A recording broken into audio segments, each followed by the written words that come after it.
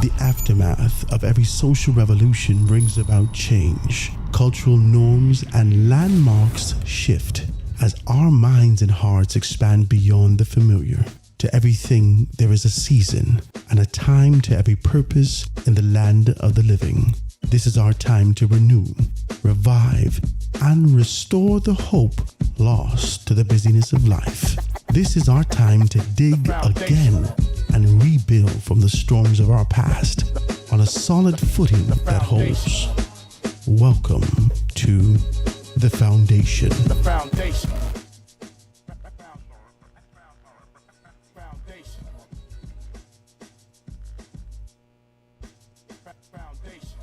Remember, always keep a bed. Foundation. Good afternoon, ladies and gentlemen. Good afternoon, ladies and gentlemen. This is The Foundation, live and in full effect. The bed too loud.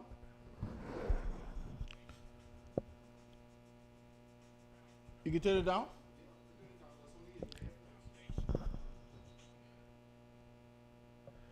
Good afternoon, ladies and gentlemen, live and in full effect. This is The Foundation with Howard Grant. Always grateful to be with you. Grateful to be in your company. Always grateful to jam on this beautiful day. Today is Thursday out here in the land of the living. Got to be able to give praise. July 2nd.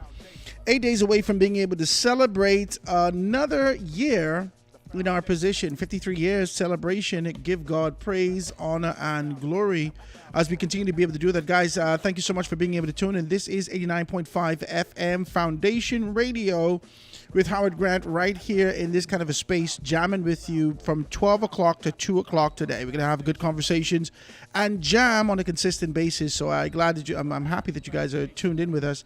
If you want to be able to call in and participate in the conversation, I'd love you to do so. The numbers you can call today is 827-0111, 827-0111.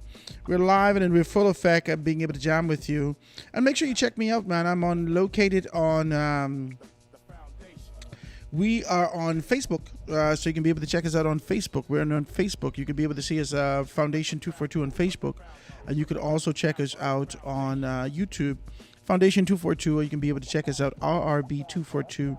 You can be able to see us in that kind of a space also. So we're here, and we're jamming with you and continue to be able to do that. I got to be able to let you know that the guys over at... just passed them this morning. The guys over at Carpet World is having a sale. So go check them out if you guys are looking for your carpets, you're looking for your floor, your laminate floors, and all those particular things, trying to be able to spruce up the house. in preparation. You got to wait till December to do these things. Talk to me. You can do it now. So go and check it out and make sure that you're in a good space to be able to get those things taken care of. The numbers you can call today if you want to be able to do that is 341-8671, 341-8671. They can take very good care of you in that kind of a space. Turn the Bluetooth on. You want to be able to do that and do that in those particular spaces. Also, I told you, and I can stop telling you about Coco Plum Wellness. You want to be able to go down to Coco Plum Wellness and get yourself evacuated. You rid yourself of the back storage. Let's call it with decency. This kind of a storage that you've been having for a long time. You want to be able to get yourself taken care of in those areas. So go there and check them out, guys. 445-8111. You can call her. Let her know that Howard Grant sends you. Guys, go down this Saturday. If you want to be able to do that on Saturday, today is Okra Soup Day.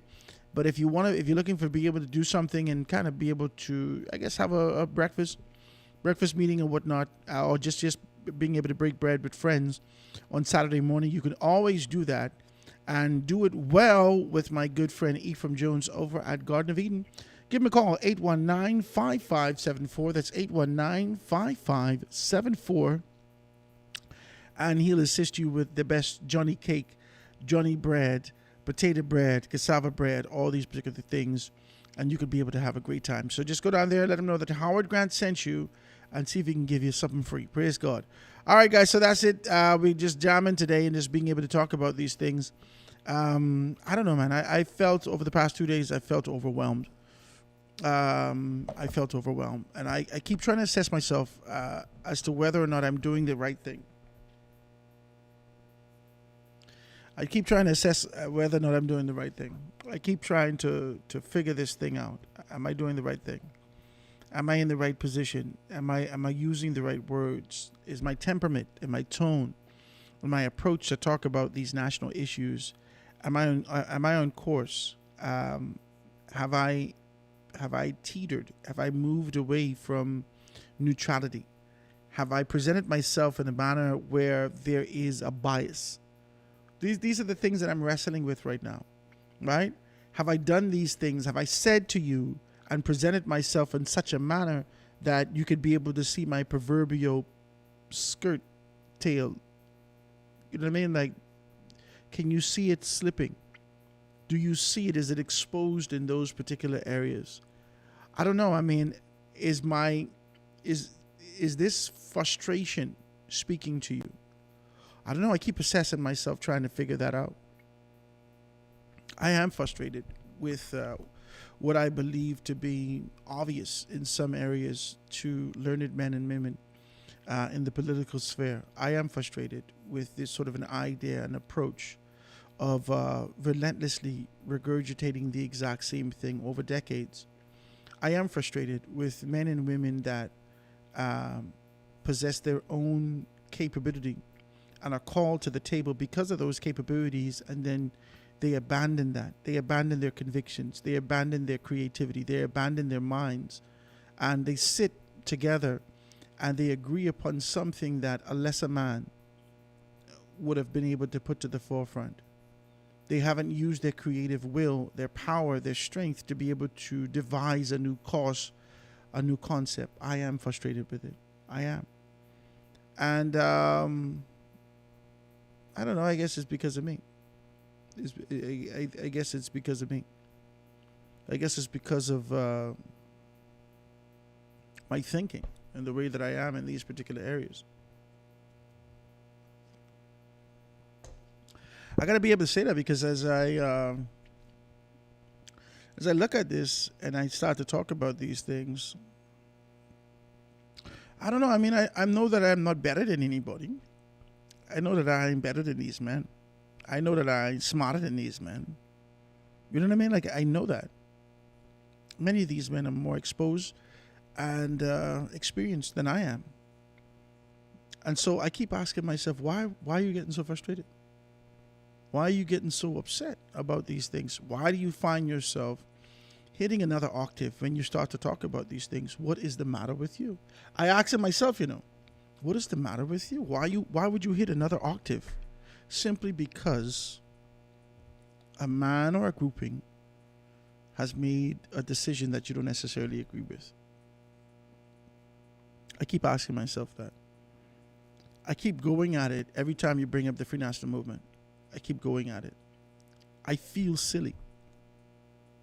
I feel like kind of banging my head against the wall, or I feel like it's like kind of kicking my foot against the wall or a rock. You know what I mean? Like, it doesn't make a difference to the rock or the wall. It continues to be able to hurt me. And when I say hurt me, is that the only person that feels any emotional indifference, rising or falling, that I can tell is me. There isn't modification made in terms of what we see. There isn't anything that's happening in the organization that I can be able to say a semblance of a shift. There is this kind of doubling down and relentless focus. There are blinders on these men and women, and they continue to dig themselves into a deeper political hole without a care and concern about the reputation that existed before them, without a care and concern about the statutes, the laws, the rules and regulations, the tradition that existed before them. This sort of a tearing down is that kind of a bull in a china store. Yeah, because they're willing to do whatever, because of whatever their focus is, whatever this particular thing is, whatever this sort of an idea is, they are willing to destroy whatever it takes to get to that objective. And you know what's crazy is that I felt like that was the kind of focus that they had when it was time to take care of Dr. Minnis. And I say take care, I mean to get rid of Dr. Minnis. This kind of a relentless, laser-sharp focus that they had in terms of being able to eradicate Dr. Minnis and kind of take him off the market. They did that with such precision. They did that with a sense of unification. They did that with this determination, this focus, this drive, and he's out. And as soon as they were satisfied that he is out the city limits, the political city limits, and that he will no longer return to this sphere and this space, that he will no longer return to this kind of a place, that there are two proverbial political angels starting at the gate with flaming swords, that if Dr. Minnis ever was to return, we will eradicate him.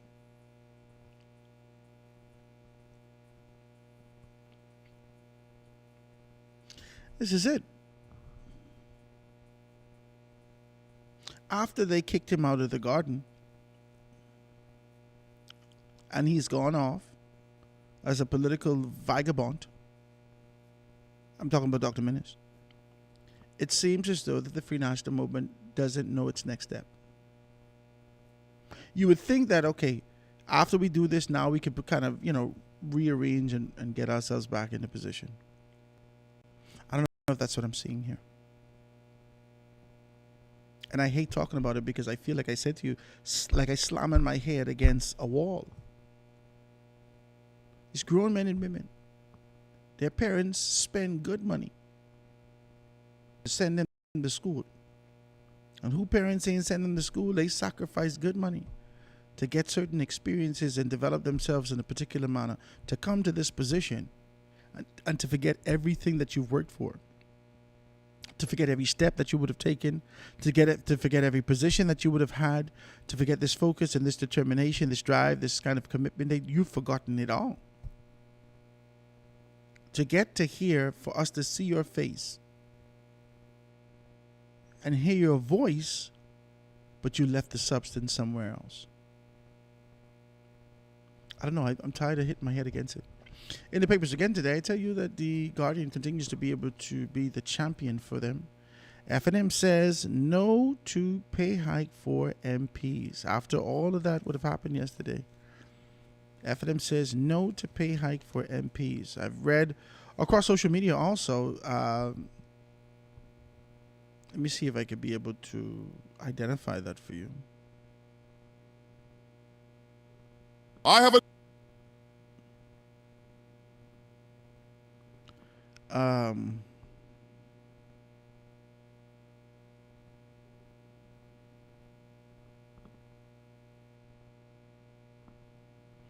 going to look for this thing for you guys so I could be able to read this, because I saw something. that I'd like to be able to talk about. I thought it was peculiar, and I think everybody is entitled to their opinion. Everyone is entitled to their opinion. Let's see if I can be able to get this for you.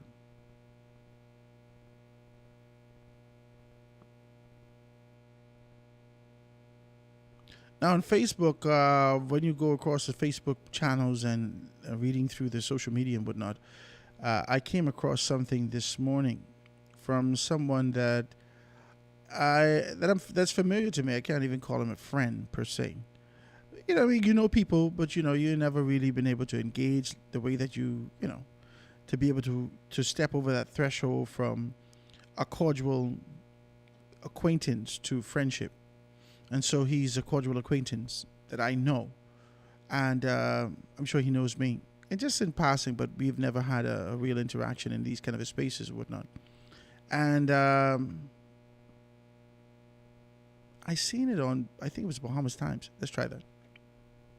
The Bahamas Times. How would you read it? Yeah. Because it was accurate. He put the stuff out there, and he didn't shy away from being able to put his face to it. A young Bahamian. Let's go. Let's read it and see exactly what's what, so you can be able to see what's going on. So it says, young Bahamian has his say on the progressive administration blatant behavior 50 days in. And the Davis administration's message to the Bahamians has been painfully consistent. Trust me, boy. Not, here's the proof. Not, here are the documents. Not, judge us by the evidence. Just trust me, boy. This is, I'm reading them, and I'll tell you, they have his picture here, but I don't know whether or not he's actually left his information. We'll go through it. Two gaming bosses are appointed as ministers. And when Bahamians ask the obvious question, did they give up their gaming interests? We get a gaming board statement 2 weeks later, signed by nobody, answering a question nobody asks. Not yes, not no. Just political gymnastics. But hey, Sabas said that he spoke to the regulators at the gaming board and that they said that he's straight. He's straight, man, so trust me, boy.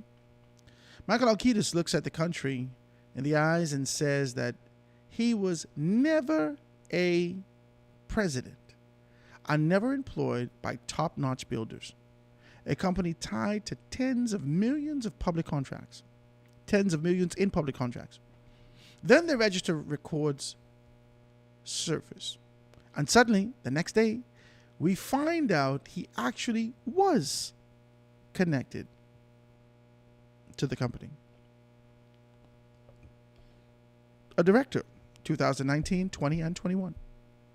Funny how the memory improves once the documents show up. But it gets worse. Even after admitting that, he still wants Bahamians to believe that he had no knowledge of Jonathan Eric Gardner's involvement with the company. The same Gardner whose U.S. court records confirm conviction for conspiracy to import cocaine and conspiracy to commit money laundering. So, let's get... You were connected to the company from 2019 to 21. That same company was tied to a major public contract. And years earlier, when you were Minister of State for Finance, the then President, Gardner, of that company was awarded a $33 million contract for 8 Mile administrative complex just before the 2017 election. But somehow you knew nothing. But trust me. Then there's $1.5 million in no-bid vouchers sent out weeks before an election. Some with the PLP candidate's name printed right on them. The Ministry of Finance allegedly bought vouchers from itself. But no worry, it's not to buy votes. It's Dorian relief. The hurricane from 2019. Trust me, boy. $369 million in no-bid contracts. $183 million road contract dismissed. as an administrative error, $250,000 per month to Roger Stone. This is I'm reading these people things. A MAGA influencer to help make us look good in Washington. But somehow, Bahamians can't file a Freedom of Information request because it's underfunded. Because according to the Prime Minister, the Freedom of Information Act is too esoteric to matter. Essentially saying that we, the people, are too simple to understand something so complex. So just trust me, boy. And then there's BPL. In April 2005, we were told by JoBeth Colby Davis that BPL had reached an end to contingency position. In plain English, even if two major generation components failed, that there would still be enough power to carry the load. That was supposed to mean no more load shedding. She told us that they were ready. And then June 2006 came and the lights went off. The excuse came. Suddenly, it was not load shedding. It was planned outages. It was growing pains. It was the heat. It was sudden falls. It was an 8-week delay. Suck my teeth.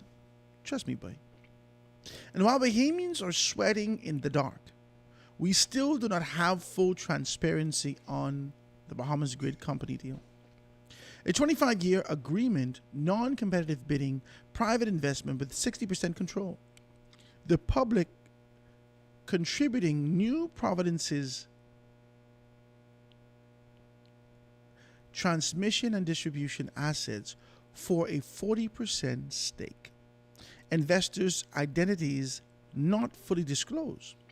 Full agreements still not properly laid bare for the Bahamian people. Then the foreign management partner connected to the grid upgrade walks away less than 2 years into the 25-year deal. And the public is told it is a transition, not a collapse, not a failure, not a reason for panic, a transition. Trust me, boy.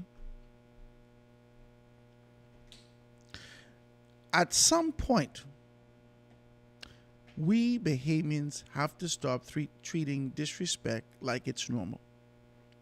This is a government asking an entire country to accept too much on blind faith, while the same people who pay the bills, sit in the heat, fund the contracts, and carry the country are told to stop asking questions.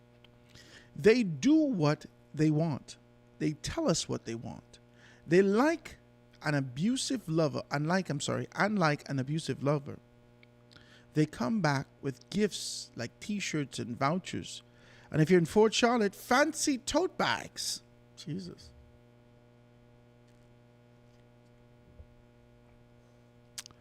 To win on the back of too many of us, like battered lovers, pretend the disrespect never happened. That is not leadership. That is not transparency. That is gaslighting. And it only keeps working because we keep allowing it. 50 days. Too many questions. Not enough answers. Our country, our money, our lights. Our responsibility. CYC. Care for your country. This is from Mr. Colley. Can you see him? Zoom in on that one now. You can zoom in.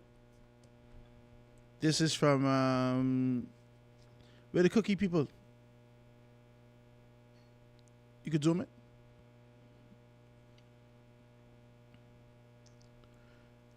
He's the one with the nice cookies, what everybody likes.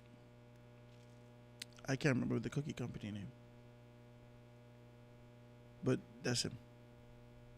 That's him right there.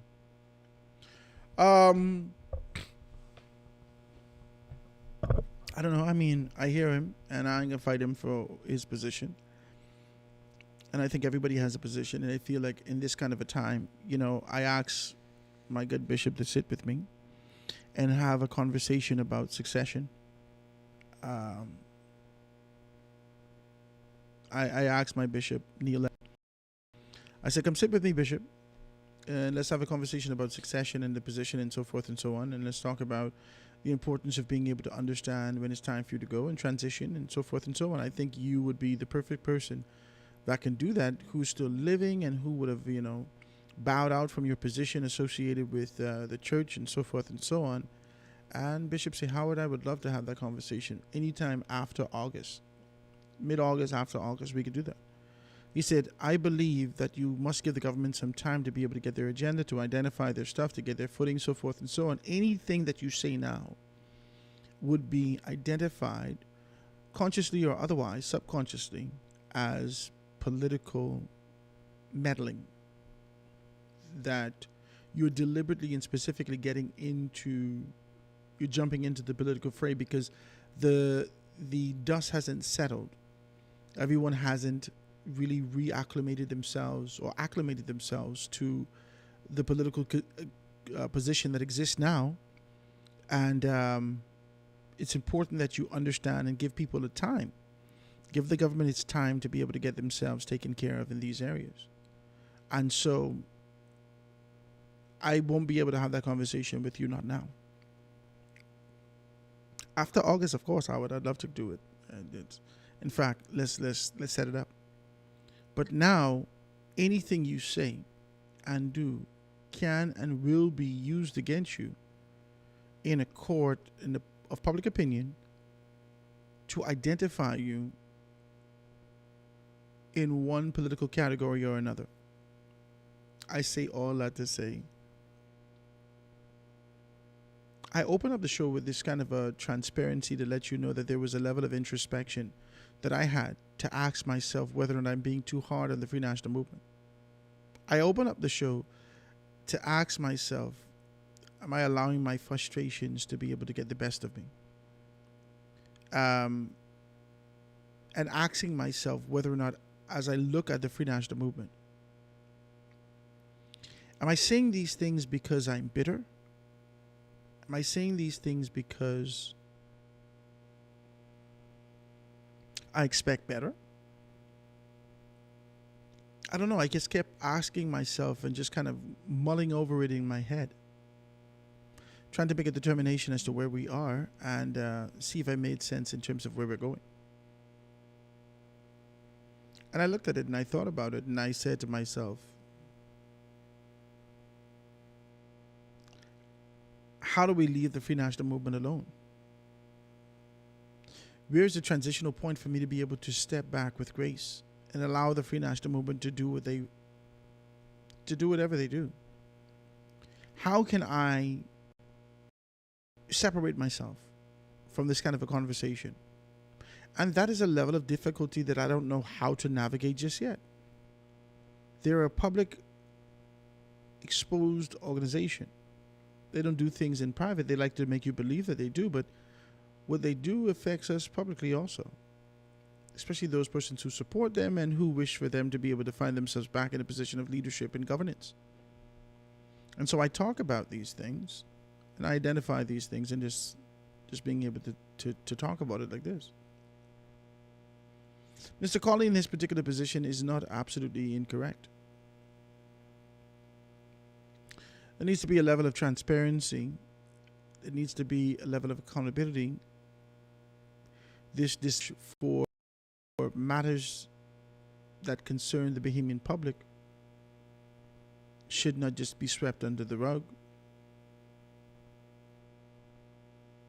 but to wrap a concept, an idea of a perceived conspiracy that exists in the United States of America's jurisdiction and pull that over here and to fortify your argument with a conspiracy out of the United States of America is wild.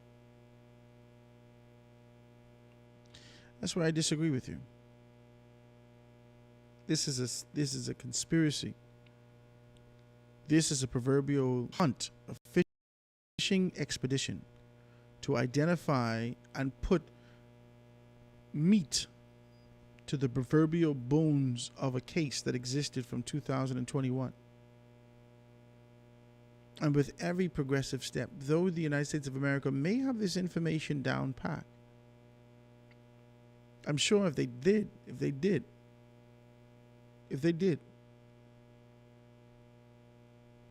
we would be having an entirely different conversation. As I look at this, look at our responsibility, I really wish that Bahamian persons would stop carrying what the United States of America says as gospel. It's just not the gospel. It's not the gospel truth. You can't have there's a conspiracy that exists in a jurisdiction that does not belong to us. A conspiracy that because of a prior affiliation, you automatically place on these people again. This idea that you have not been reformed, you've not been reborn because of your affiliation, there must be a connection associated with these particular things. This is too much for me. I'm not here to carry no weight for nobody, but I just saying it's too much for me. It's too much for me. It's too much for me. I can't take it, and I don't understand why any decent Bahamian citizen would take the allegations, speculations, and the conspiracy, literally conspiracy, what's happening from the United States of America as law. Oh, he has been charged. You need to stop it. What we as Bahamians, we as impoverished people, being able to climb out of obscurity to find ourselves in a space of dignity and identifying these things for ourselves and pulling up our own bootstraps and doing all these things. We have found ourselves in this sort of a position where we work our guts out, man, for something. And almost every step of the way as we seek to climb, there has been accuser of the brethren on our backs. There has been accusers of the brethren from persons who held colonial positions by nothing more than their hue, identifying the steps of those that are impoverished, black and brown, and always attaching a conspiracy to it. Because you're black and brown, there must be some ill-gotten gain of the funds that you would have made. Every one of us had that issue. There is, whether subtle or pronounced, whether articulated or being able to hold deep within the bowels of these particular persons, anybody who is growing is identified as a thief.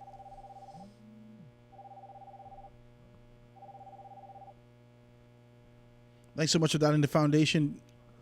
Duet, what's up? Hey, what's up, Howard? Turn your radio down. Hey, Everything good. Howard, What's happening with you? sorry about that. You know what has amazed me in this country with some of our people?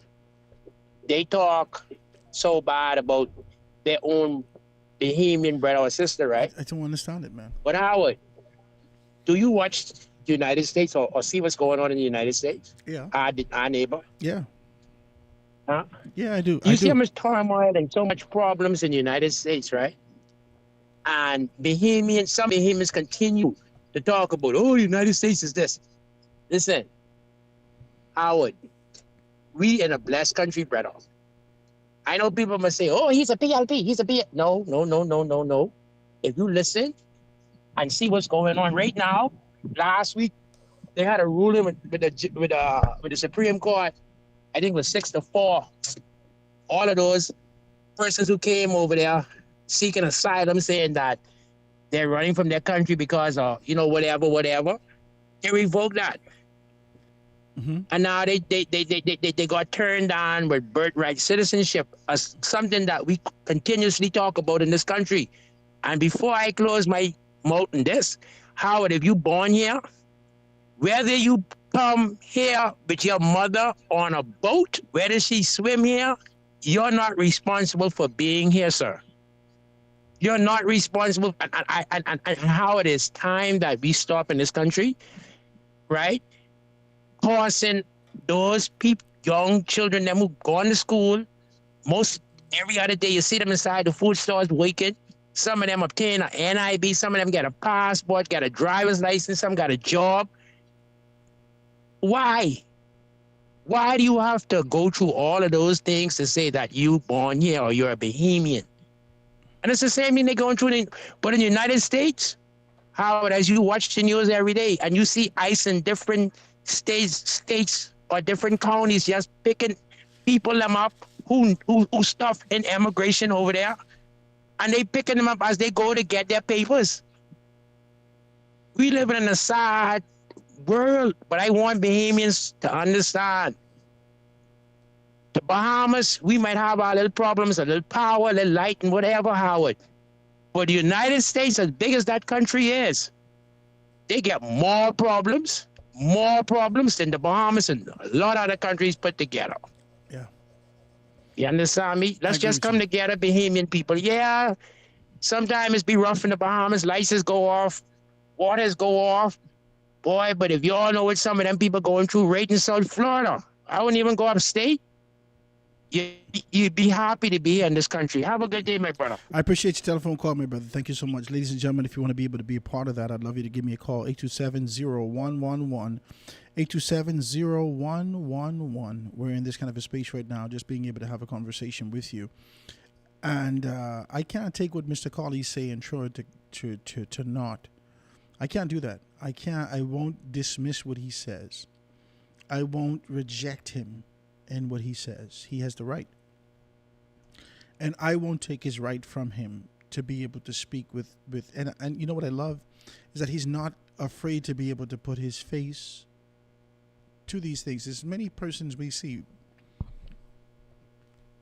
If we open up the paper right now, there's many people, grown men and women. They send a letter to the editor and then beg the editor not to put their name. They sign all kind of things, and it's silly. It's silly. Stand up for what you say. Stand up behind what you say. Stand up for what if that's what you believe, that's what you believe. But I just want to be able to say to you that we've been watching the United States of America for a very long time, and we understand that there's an agenda. The agenda to be able to keep a level of order, what they perceive to be the necessity for being able to keep order in a particular manner. This is how they do it. They believe that their actions or their approach or this kind of a metal hand, this iron fist in some areas, and this kind of a support in other areas will lead to global balance. And then simultaneously, they're being able to fan the flames of indifference with democracy and capitalism. So this is what's happening. This is what we're up against, right? America will continue, especially in this dispensation. America will do everything that it can to be identified as a world power and retain that position of a world power. And so for the 46 million people that are in the Caribbean, we have a responsibility to know, with examples of the power that exists within the confines of America. Cuba knows about it. Venezuela knows about it. Haiti knows about it. And these stories span far and wide throughout the Caribbean. It's far and wide. Children and, children's children. They would have heard about these stories, these wars and rumors of war that America visited upon people right here in this region, 46 million people. And every one of us have the same posture when it comes to the United States of America. They're right. That's it. They're right. We reject the ideas, the laws, the rules, regulations that govern this particular space. And we continue to acquiesce, genuflect, and bow to the United States of America, who lends a very strong suggestion to move on a particular demand. They don't make a demand and tell you what to do, but they lend a very strong suggestion. And based upon the severity of that suggestion, you do your internal calculations of, in the event that you're disobedient, what could happen. In the event that you reject this suggestion, what could happen. And then you decide to send the Cubans back. You decide to make modification, cut out the middleman, go directly to them, take care of the Cubans accordingly, being able to do these things, and then go back to Marco Rubio and ask him, is that okay? Are we okay now? That's what we do. That's what we do. We don't push back on these particular things. We don't push back on these things. Take a call. Call on the line with us. Go ahead. Hey, Howard Grant, what's happening, man? I'm good, man. What's happening? Yeah, man. What's happening with you, Live Junior? in full effect. Yeah, man. I want to ask you a question. This is not a trick question. This is not a trick question. If the PLP were to close the house and go into an election next 2 weeks, you think the outcome would be different? What do you mean go into election next 2 weeks? You have to justify that. Let's just have election next 2 weeks. No, you have to make it make sense. You saying to I'm me that saying the PLP these fine people who are complaining- politician won. Mind you, there's only one set of voices complaining now. Only one set of voices on the radio that I'm complaining and complaining and complaining. If the PLP If fine election politician number one, What is that? if the PLP identify politician number one, and Yeah. then make the politician number one, and he or she is fired from their position, Yeah. okay, and then as a result of being fired, they step down from serving in the country, and now there's a by-election in that constituency, whatever the constituency is. Yeah. You asking me now, because I narrow it down, you're asking me now whether or not the outcome would be different and the FNM could be able to retain a seat. I'm talking about a general election. I'm talking about no. What it can be general election by-election. for? I'm talking about a general election. No, I couldn't tell you that the outcome can be different in any way. Okay, This is- so that's what I'm trying to. I was trying to tell somebody this morning. If you listen to every station like I do. It's be the same set of people calling every station saying the same thing. Only one set of people. You have about 15 people. If you could quiet them down, you don't hear nothing on the radio. Nothing. Yeah, I wouldn't. Now they have a big cheerleader at a radio and newspaper company. He between him and this fella from Freeport, C. Allen Johnson, and the problem is that C. Allen Johnson knew him now. He can tell you the problem, but he can never tell you the solution. And the problem is that he knew him now. But between him and Mr. Chicago Line. Don't call the people name on the station, please. Sorry, sir. we ain't need to call The them. talk show host from that radio station. They can't understand election is over. You have 58 more months roughly to deal with this. This here. Now this thing what you said about this politician, if it is, say Albert Grant, you're getting trapped right into this talk with this politician one, you know. If it is a politician one, that's what I'm saying. I say no politician one because I don't believe it. I firmly believe that there is a politician one, whoever that particular person is. I firmly believe that they exist. I firmly believe that they exist. All right? There's no, in my mind, there's no that hypothetical or all these particular things. I also believe that the charges levied against these particular persons. Okay, so the PLP has shown us, especially through Wayne Monroe, that things may be unethical but not necessarily illegal. There's no laws that are being broken. If the PLP feel as though that this is a nothing sandwich, it doesn't necessarily mean that they haven't slipped over the laws of ethics. It says that there's no illegal position that you could be able to judge these people against and cause a conviction to be able to come. Now, in the court of social opinion, maybe, yeah, you could be convicted according to that. And so when I hear Fred Mitchell indicate that this is a nothing burger, I don't necessarily believe that this is not an ethical issue. I believe this is an ethical issue, but the PLP has historically said to you that we're not challenging the morality or the ethics of these particular things. Howard Grant, you are a smart man, not because this is your station. You're a smart person. I followed you around. You're a smart person, right? Okay. You said you have an eye. You believe there is a politician. I believe one. that there's a politician number one. Okay, so you don't believe Mr. Davis Lim would know who this politician number one is right now? Okay.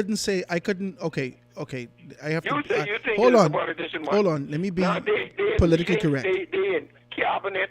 They in the House of Assembly. They in things with the members of Parliament. You don't think somebody that have an idea who this politician number one is? I couldn't say that they did or they didn't. I'm saying to you that based upon the information that I received, based upon what we're reading, based upon the approach that the United States of America has taken to be able to slap conspiracy to these things, I believe that there is not a legal means that they could say we're challenging this particular person because they stepped over the line of illegal.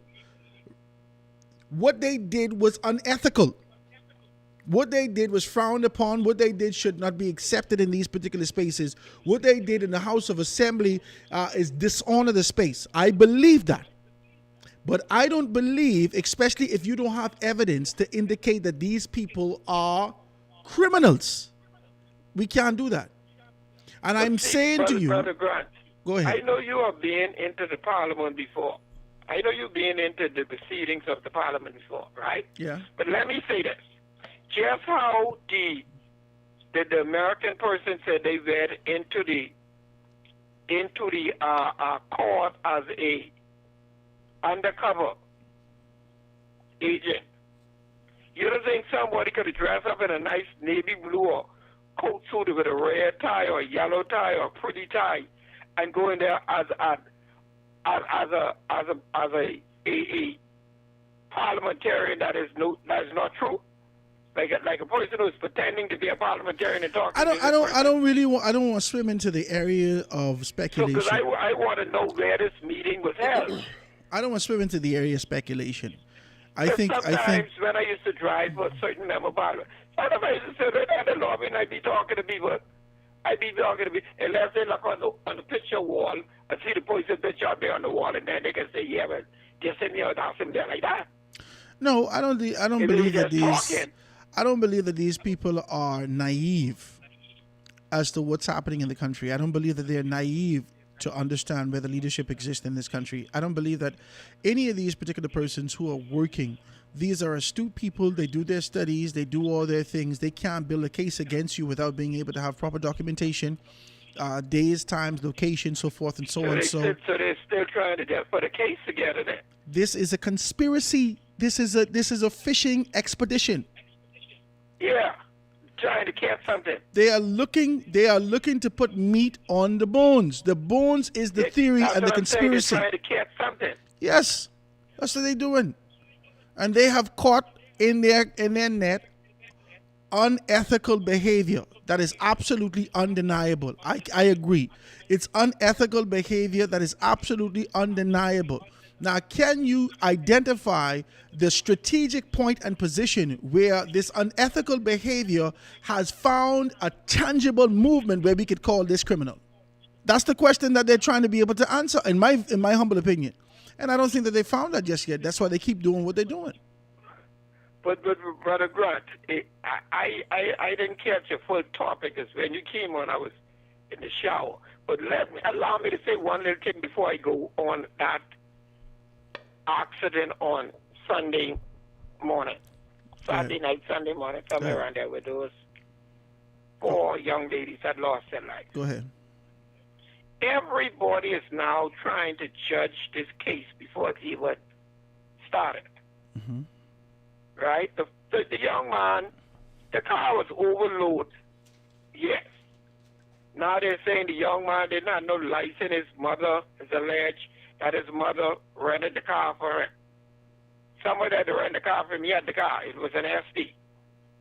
Right? But I don't believe 8 people left from home in that car to go wherever they been. I believe 2 or 3 of them got left or needed a ride back home. I mean, I could be wrong, but this is what I'm saying. Ain't nobody can come pick me up with 7 people in a car. Now, if you're in a jitney, You in 19 years or, old, S- so or, you're or, 17. or a SUV or a 16-seater here, but you can't pick me up with 7 people in a car. Yeah. I hear what you say. Now, I'm saying maybe they were all partying. Yes, we were, but that now, I mean, God forbid. But I think it's just being the kind soldier and giving some people a ride home who got them. Because I can't see you letting your son, your big handsome son, you don't spend all that money on in school to go in a car with 7 other people. Wow. And then we, as parents, we don't really know our children's friends. Anywhere in the world, none of my children's friends can come pick them up and know 5, 6 people at one time. Now, they may be driving 2 cars, riding deep, and some in one car, some in the next car. My son come around me, but he getting out with 5, 6 people. I'd slap her in the back of the head. Thank you, Julian. I appreciate you. Explain when you're a fool. I appreciate you So that telephone is why call. I believe that they leave together. They might have been coming back together, but and them children sound sensible and smart, from what I heard so far. Okay, Julian, thank you so much for your Yeah, telephone I call. mean, come on, man. But God bless. I listen. I appreciate you, man. Thank you so much. I don't want to swim into the theoretical cesspool. I ain't into that. I just want to be able to say to you with clarity on the first thing. Let's deal with the first thing first. Okay? When it comes to the United States of America right now, we understand how they deal with these particular aspects of things. Let's take a next telephone call. Call on the line with us live. Go ahead. Call on the line with us live. Go ahead. Hey, good day. How you doing? Fantastic, man. How you doing? I'm doing great. My name is Johnny Cake. I am. Hey, Johnny a Cake. What's up, regulatory boy? artist. Okay, good. It makes it easier to have this conversation. What's up, Johnny Cake? What's up? Hold on. Now you online? You live on air? People can hear you on 89.5 FM right now. Stop it. I What's going on, people? Listen, Okay. Big Daddy, a.k.a. Johnny Cake, a.k.a. Mr. OLED is in the building. What's going on? Everything good, man. What's happening with you? All is well, man. You should see me calling in to have a deep, meaningful conversation with No. you. But Come- now, come because see I'm on me. there, I just want to say thank you for what you're doing. The conversations that you have there are amazing. The music you playing is very uplifting. I like it, man. I appreciate you. Why don't you come see me? Just let me know when. You hit me up. You got the number that's there. Should be showing up. I can hit call that you right number, after the that's show. I call you right after the show. Yeah. No problem, man. Okay, Johnny Cake. Thank you, man. Great to hear from you. All right. Okay, my brother. All right, guys, give me a call, 827-0111, 827-0111. Very good to hear from Johnny Cake, man. I always enjoy his stuff, and he's a jam. So let's get to some stuff. Let's just be clear. I got to talk to you like this. I tell you, I've become overwhelmed with having conversations that I feel are demeaning, and listening to my tone, speaking about the Free National Movement, I could hear frustration in my voice as I assess these things, and this is not who I am. This is not what I want to do. I am frustrated. I want to move forward. I want there to be a level of transparency. I am disappointed in the Free National Movement.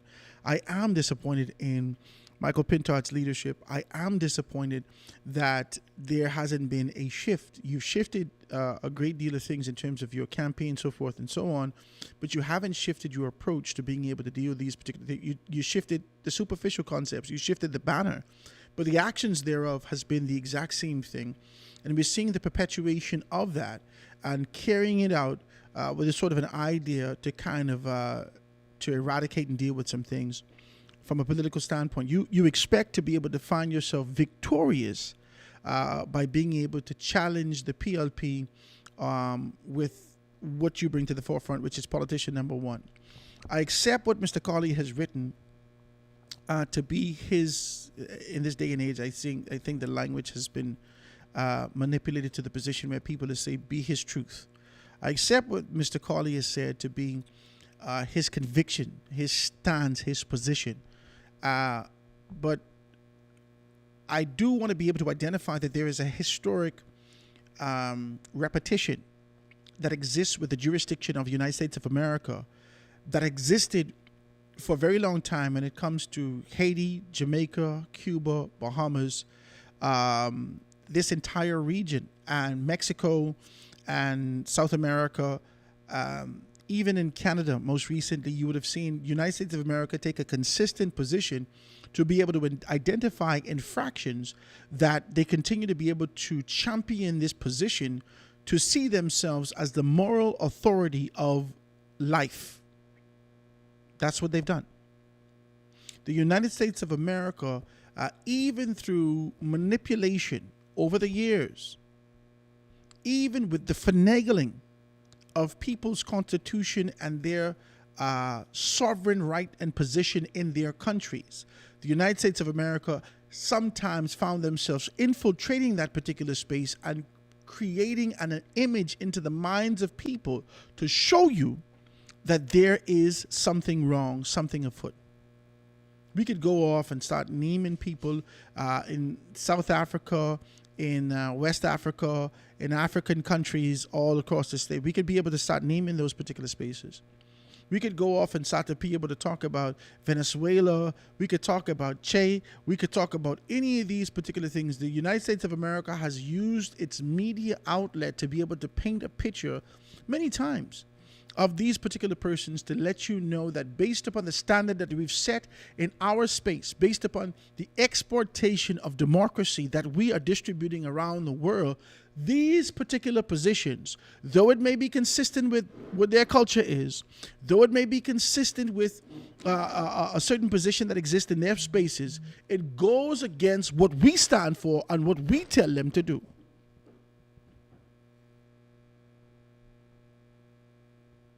And what is sickening to me that the Bahamians are taking up this this position, that the forerunner of the conversation is conspiracy, and you're taking it as a gospel truth and being able to manipulate it in such a manner and use our colloquial sayings to be able to bake into there that people could understand it better and accept a position that is only wrapped in conspiracy. And we continue to perpetuate that and present it in the House of Assembly, present it in written language, present it as a historical reference to identify that we accept, yet again, what America has said about our citizens without being able to test that. This man was a criminal. He has spent his time. He has spent his time in the United States of America, deported back to the Bahamas. And at no juncture can you identify what he's done as wrong inside the walls and the confines of this country. At no space. At no point that you could be able to identify from May 12th, even prior to that, after 2014, when he's been sent back to the Bahamas, you have to identify where we would have said this man is an absolute undeniable criminal. That has not happened. That has not happened. Now, I cannot tell you what's happening behind the scenes. I cannot tell you what's happening on those alleged recordings that they would have been able to capture listening to these people. I cannot tell you what's on those phone tap recordings because we know that happens also. I cannot tell you what the pictures that it would have taken. I do not know. I only know to you what has been presented, and that only thing that can be presented to the forefront, which is wrapped in conspiracy. We are taking this thing and perpetuating yet again that America is right. Laws that does not exist here as it relates to conspiracy theory, conspiracy to do these, that none of these things we have alleged or identified that this man has done wrong in our jurisdiction. He didn't even have American money. And we identify this as gospel. I cannot fight Mr. Colley. I cannot fight Mr. Colley. I cannot. But I cannot accept a position that is absolutely undeniable as truth in our space. I cannot accept it as absolutely undeniable and truth in our space when I know that there's no pronouncement. This has been 5 years.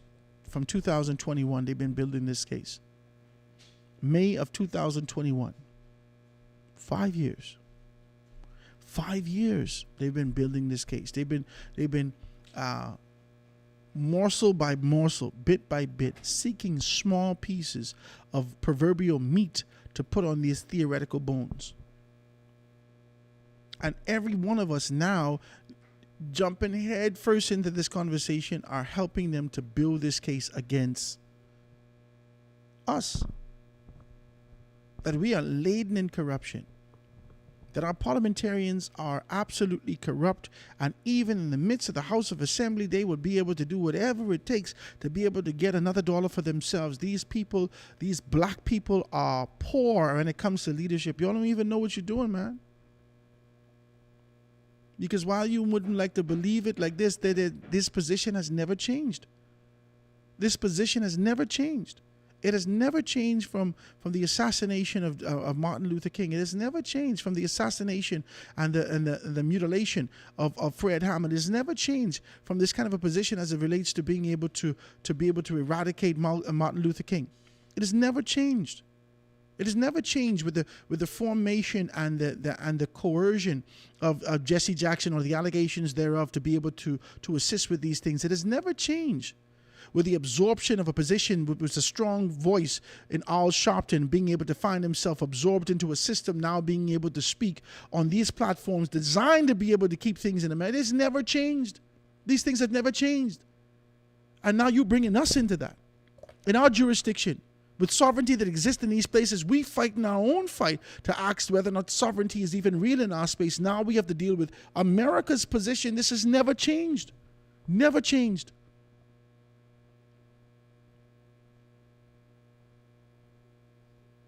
And if it looked like a duck, we call it a duck. We don't even ask questions whether or not this silhouette is drawn correctly. It only looked like a duck. We didn't take any consideration as to whether or not the years that we have been laden down in the system, if our eyes are blurry and we can't see properly. None of these things. We just naming the people, you is a devil. The white man say you is a devil. We agree. And that's crazy to me. That's crazy to me.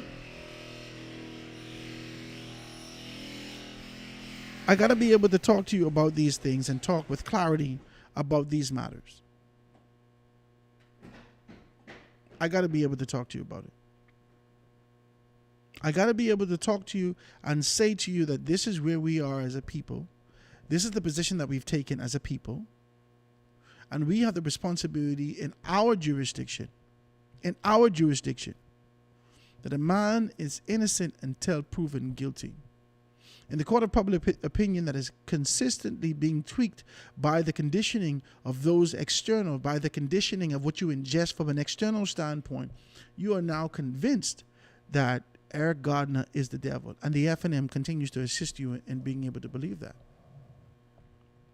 But we never call Peter Turnquest the devil. Never call Dwayne Sands the devil. The Guardian wouldn't even allow us to take on the position to call Marvin Dames the devil.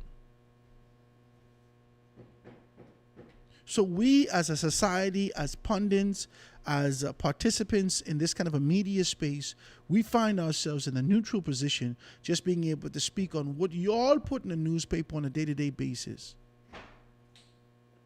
Whatever agenda that exists in those particular spaces, now we have to be able to carry those things. This is too much for me. This is too much for me. And that's why I had to ask the question as to whether or not I am doing the right thing. Should I take the FNM to task? The FNM is wrong for being able to champion the cause of an external entity and being able to execute that in the manner which they're doing. They know that this is a jurisdiction that has sovereignty. They know that what exists in these particular spaces. They know that there is a level of ethics that is questionable, but they know that there has to be some legality that exists in here to be able to safeguard some things.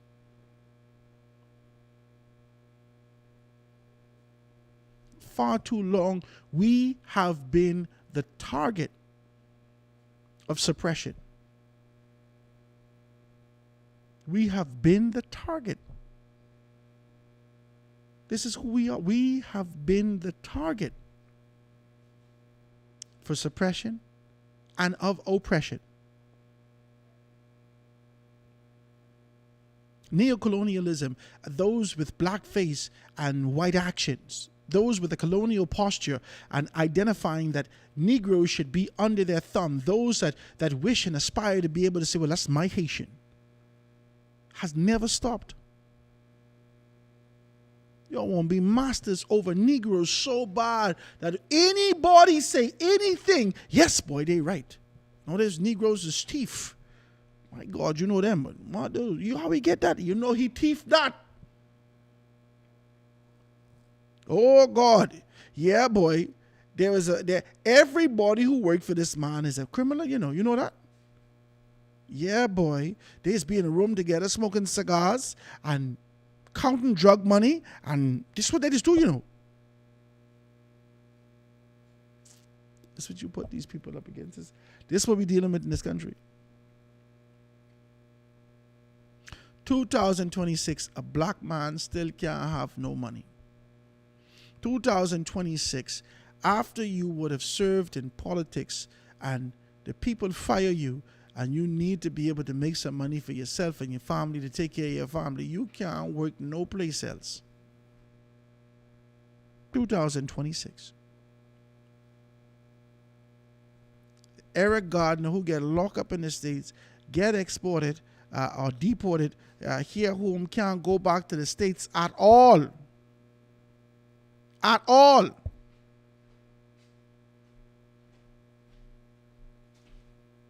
Find his way in the States some kind of home. Some kind of home. And y'all indicating that anyone with any close proximity and affiliation is also a criminal. We need to stop. We need to stop. We need to question the actions of these particular people. We need to condemn their actions. We need to identify it for just what it is. We need to speak with clarity to say that this is immoral. We understand that the ethical aspect of these particular things, but the government, the Royal Bahamas Police Force does not police morality. They do not police ethics. They don't. Let's take a quick commercial break, guys. When we get back, I want you guys to give me a call, 827-0111. Quick commercial break. We're going to be right back after this.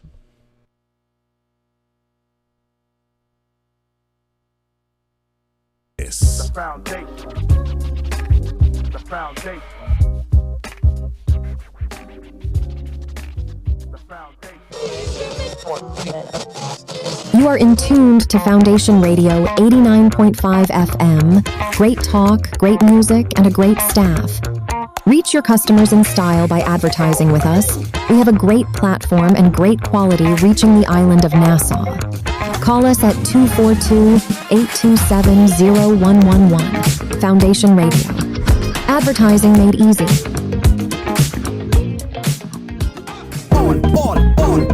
Sell All Electric has all your electronic needs. If you don't believe me, pass by and take a look at our vast inventory. We are located in the Marshalls Plaza, Carmichael Road. Our store hours are 9:30 a.m. to 5:30 p.m. Give us a call at 242-361-7265 or email themarshallsgroupltd8@gmail.com. Or you can visit Games and More in the Southwest Plaza, Carmichael Road. Sell all. Come on in and take a look. Coco Plum Wellness Bahamas. Experience the extraordinary fusion of open system hydrocolonic hydrotherapy and holistic rejuvenation. We are located at the One West Plaza for your convenience. Cleanse, revitalize, nourish. Your journey to good health, energy, and vitality begins here. Whether you are managing your health or just simply seeking a boost, Coco Plum Wellness is here for you. Call 242-818-7586. Your wellness comes first. Soft yet firm. Our carpets are the best in the world. Visit Carpet World on Baloo Hill Road for the most luxurious collection of fine carpets. Call 341-8671 and visit our store, offering a wide selection in commercial and residential indoor and outdoor carpets, tiles, area mats, and much, much more. Carpet World and Flooring. Call us at 341-8671. We are at Baloo Hill Road waiting to serve you. Residence Resort in the Garden of Eden is an ideal place for weddings and honeymoons in a tropical island setting. The dining experience is unforgettable, and it is filled with a warm and gracious cultural vibe. The atmosphere and service is second to none. Enjoy our pool bar on hot days or cool evenings when you just want to relax and have a few cold drinks and appetizers. We are located at Eastwood, Fox Hill, Nassau, Bahamas. Phone 242-819-5574. That's Residence Resort in the Garden of Eden. Come stay with us. The best talk show in the Bahamas. The Foundation with Howard Grant. Only on 89.5 FM Foundation Radio. And we are back, ladies and gentlemen. This is The Foundation with Howard Grant, jamming with you on this beautiful day. Always grateful to be in your company. This is 89.5 FM. Thank you so much for being able to tune in. Yeah, I got some text, guys. Give me a text, 827-0111, 827-0111. For all those persons who are listening out there, I hope you guys are good. Hope everything is good with you as we continue to be able to talk about national issues that concern our country and speak to national growth and development and its necessity that we move with sobriety. That is where we are, and that's what we're talking about. I got a couple of texts. Let me see if I can read that. It says, yeah, I saw that, Howard. Someone commented, and you all have over 1,200 days to go. These people is come from everywhere doing the work for the opposition. And says, that's right. We're seeing it with The Guardian. This is a text that's coming through. Let's be very clear about that. They are writing on behalf of the opposition as well as all these people who all of a sudden have a voice. Let's be clear about some things now. I've worked for that paper. I've worked in the capacity on the organization, with the organization for on and off almost through, okay, let's do this, through two administrations, okay? 2012, I came on the heels of being able to see something. I came to Nassau for Victory for the PLP in 2012. By 2014, I was speaking against the PLP. By 2014, I was speaking against the PLP on the news station, okay, by 2014. 2015, 16, we take the PLP to task, okay? Championing the possibility of being able to see them. Hold that thought. Thanks so much for dialing the Foundation. This is Howard Grant. Go ahead. Calling you on with us live. This is the Foundation with Howard Grant. Go ahead. Hello? Okay, missed that call. I don't know what happened. Anyway, so let's see if we can be able to do this, right? I don't know. I have to figure out how to make this stop ringing and the Bluetooth. It just keeps ringing and the Bluetooth is on silent, you know. But anyway, so let's be clear about some things now. Let's be clear.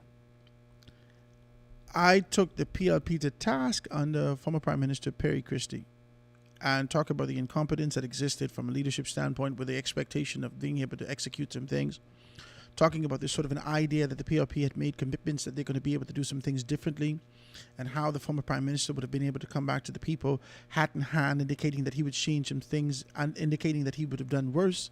I've talked about how the PLP during this particular period would have pushed all their proverbial eggs into one basket, with Bahama ignoring what was happening from a national standpoint and not focusing on those particular things.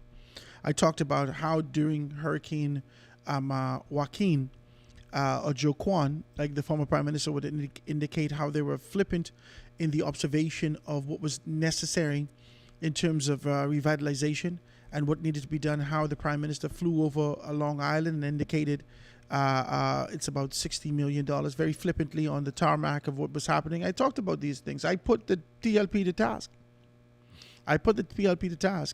And the contrast of being able to do that is being able to identify who we thought at the time would have been an undeniable, evident choice, which was the Free National Movement at the time. An organization that was still strong, an organization that had great voices and great people like Loretta, an organization that still was fortified in their particular position, an organization that had not fragmented just yet after Hubert Ingram would have gone. And so I took them to task, and I took the PLP to task, and I championed the idea of a possibility for reform within the FNM. And then this sort of this erosion, just like when you leave a soap under a dripping faucet. You don't see it at first. One drip at a time. And so this one drip was maybe an annoyance, but it did not bore into the proverbial soap or the proverbial body of the Free National Movement. It was just a drip of a consistent desire to be able to trouble the waters of leadership. And the FNM always dismissed this drip by being able to identify it as a healthy democracy. And so people just left it alone. And it was a constant drip. It never stopped. And it was a constant drip. It never stopped. Right? And this kind of a drip started to bore a hole into the organization where Loretta and Minnis went at it, and we saw the outcome of that. Minnis held steadfast and strong into those positions. And, the organization essentially did away with Loretta in due time and due season after all this would have happened. Minnis would have found himself victorious. After Minnis found himself victorious, it was in 18 months when we shifted our position for Minnis. Come on now. I was working there the whole time. I got to tell you the truth. I can't throw the people under the bus because this was not what I expected from the organization. I can't tell you. I'm not going to tell you a word of lie. We put the PLP to task in 2012 to 2017. From 12 to 17, we put the PLP to task. And you know that. From 17 to 19, we held our breath with an expectation that the Free National Movement would be able to do something what they were supposed to do. And by mid-20, after the pandemic, we knew that there was no hope. We held out after Minnis would say things that what you don't understand, NPO, no. What the hell is this man talking about, NPO? No. We had to go swimming to try to figure out all these things. NPO mean it's a medical terminology that means no or something like that. We had to do all of these things trying to be able to justify the position that the hope that we thought would have been in 2017 is no longer what we thought it would be.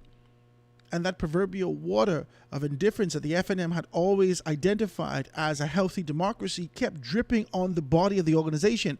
And now it bore a hole in the organization. Undeniable hole.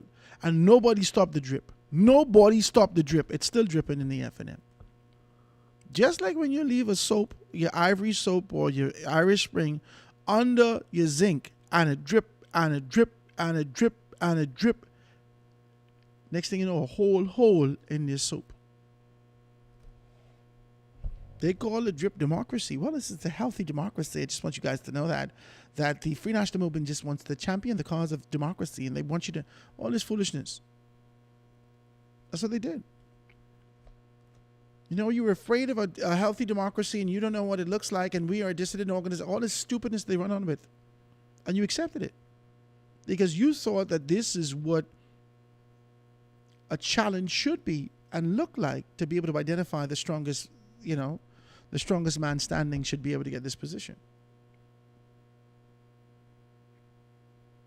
And so we did all of this, and we gone through all of these things, and we identified these things, and we talked about these things, and so forth and so on. Everything was there.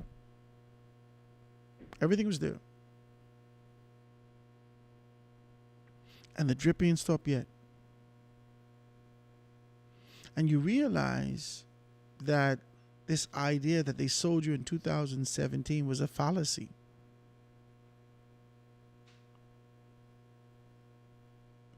And they lock us down and they do all these things. We couldn't wait for alleviation. And here comes the PLP in 2021. We took the PLP to task from 21 to 22. Right after their victory, we put them to task. When they went to COP26, when the Prime Minister would have gone all over the news in the United States of America, would have been traveling to these particular positions, when we started to talk about how the Prime Minister wanted to reflect and and be able to present himself in the light of Mia Mottley and what Mia Mottley was doing, we put him to task. We put him to task. And it's undeniable. If you wish to deny it, go ahead and be a denier. But it's absolutely undeniable what Philip Brave Davis would have done by the end of 2022, being able to return to the hearts and minds of the Bahamian people and shifting his tone, his course, his action. And then you would have seen his press secretariat move out from that position and into ZNS by 23. This is the course. I don't want you to take on this course to be able to indicate that Guardian has always been a champion of the Free National Movement. That has not always been the case. It has not always been the case. It has not always been the case. It may have seemed like that's what it was, but when we saw infractions, we spoke with clarity to those particular matters.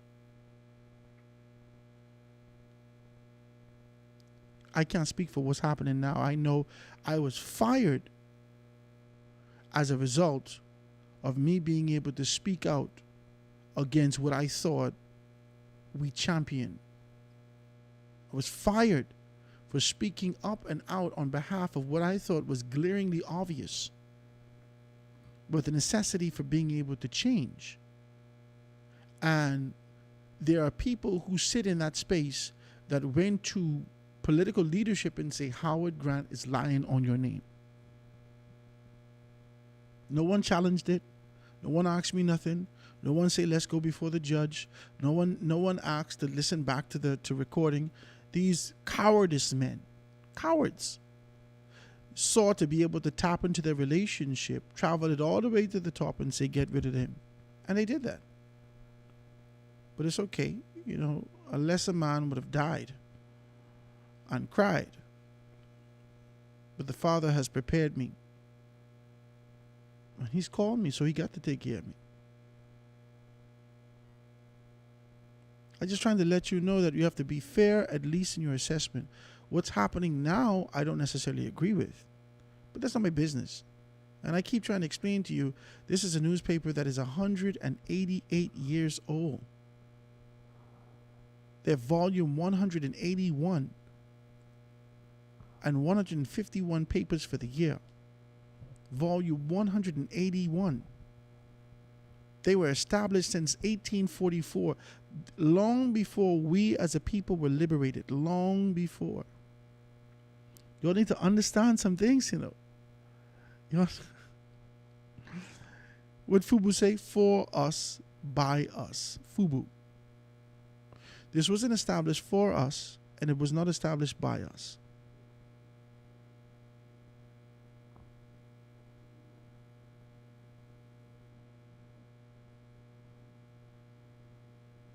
It's not for us, and it's not by us. The establishment of these particular articles that we read and we ingest on a day-to-day basis, there is an undertone that exists in these particular spaces. Whether this one, whether the Tribune, these were established before any of us in this country was born. These were established, you meet these here. These were established before we were born, before we were identified as any semblance of human being, when we were still cargo, when we was auctioned off on the block, when we was turn that Negro around, let me see his teeth. These newspapers were established. Y'all need to stop it, you know. When we say, oh, that's a big Negro, I think him and this one could be able to breed big children for me. This newspaper was established.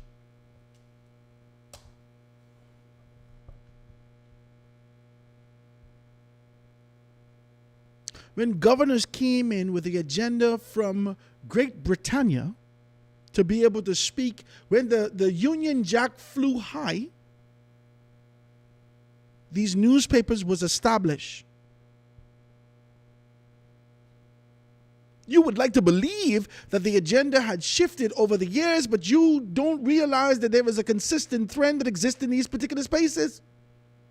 You expect, because the environment externally has shifted, to be able to become more tolerant to a Negro. you expect that the tolerance will spill out into these particular spaces. And not just here into the fourth estate. You expect that. You expect it. You expect it.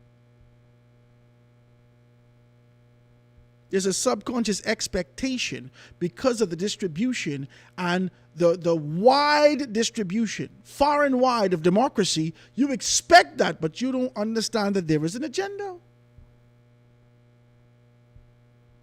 There's a democratic agenda associated with these things. And you don't want to talk about it.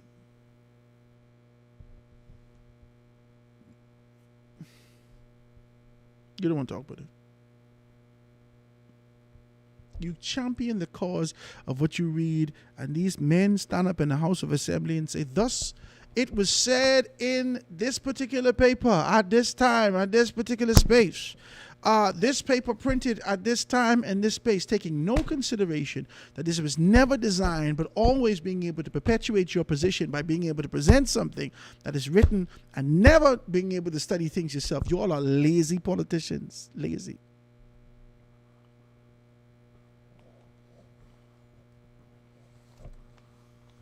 And that's really why I want you to get paid more too, you know. I want you to get paid more. Because if you get paid more, then I have to hold you to a higher standard. Because I know you have to be able to figure out how to take care of yourself and your family and pay your bills, so forth and so on. You ain't got time to be able to get yourself prepared for the House of Assembly, so forth and so on. I don't never really put too much on you. The inconsistency in your stories sometimes, your lack of enthusiasm, your lack of preparation, all these things I never beat you down with. I watch you like a hawk when it comes to being able to see how you attack your constituency when it's time for you to be able to hit the ground. But I never gauge you like heavy in the House of Assembly, because I know that's real work. In the newspaper today, the Free National Movement has taken on this kind of position to indicate that they are saying no to the pay hike. Let's read this. I won't get someplace for you. And he also rejects the position of the Senate. The Free National Movement leader, Michael Pintard, on Wednesday denied the claim by the Prime Minister, Brave Davis, that the initially proposed the increase in compensation for politicians, which has proven contentious since the reported by this particular newspaper, the Nassau Guardian, on Monday. He should not be a coward and try to draw me in on that. That's what he says. He said, Mr. Pintard to the Nassau Radiant Morning Blend with Dwight Strawn. And he added, at no point have I said to him that I support the increases. If you ask me, I would say there is a need. Is that something we should do right now? The answer is a hard no.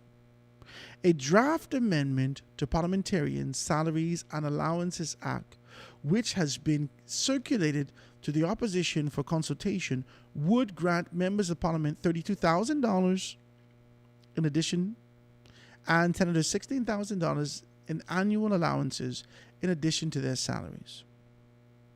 Word of the proposed changes enraged some members of the public and some trade unionists, who argued that the financial priority should be on undercompensated civil servants. I want to say something to you. I just want to say this to you. Michael Pintard yesterday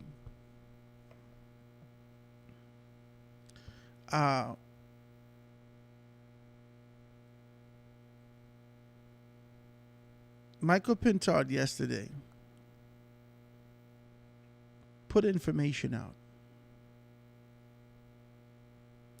and spoke with a level of strength to be able to identify shadow ministers in various capacities. Let's be clear about this. I want to say this to you. Okay? I want to call the shadow ministers and tell you their responsibilities. Michael Pintard yesterday would have put out information, was it yesterday or the day before yesterday, would have put out information to indicate that these shadow ministers, this is the official opposition of these particular persons. Let's read it. The official opposition shadow cabinet and the primary ministries only. Michael Pintard ain't take no portfolio. It's the office of the Prime Minister. Shannon Cartwright, he got 1. Dwayne Sands, he got 1. Safet Roll, he got 1. Kwesi Thompson, he has 2. Adrian White, he has 2. Ministries, that is, that he has to oversee. Adrian White has 2 ministries he got to oversee. Andre Rollins has 2 ministries he has to oversee. Michael Bonnet, 2 ministries that she has to oversee. Lincoln, 2. J. Leo Ferguson, 1. Frazette, 2. Senator Ellsworth Johnson, 2. Senator Arinthia, no, all the senators look here as I'm looking at this, gets 1. Okay? I got to be very clear with you and honest as I say this to you. I don't know why Michael Pintard has taken on this position. It seems to be contradictory. If you ask me with any level of humility I present to you in my belief, without being able to present the raw, cold, hard facts of what exists in Michael Pintard's heart and his financial position, I would say to you, and I said this to you yesterday, Michael Pintard, in my humble opinion, would have stayed on because he, like every one of us in this day and age, need money. This is a financial endowed position. He gets his member of parliament salary and he gets his salary as the leader of Her Majesty's official opposition. Okay? He gets his salary. Okay? Based upon what the Prime Minister has said, Michael Pintard, and the Prime Minister said he could show you all of the, so I expect that next thing to come out. The Prime Minister said that he could show you all of the texts that him and Michael Pintard would have had between he and Michael Pintard.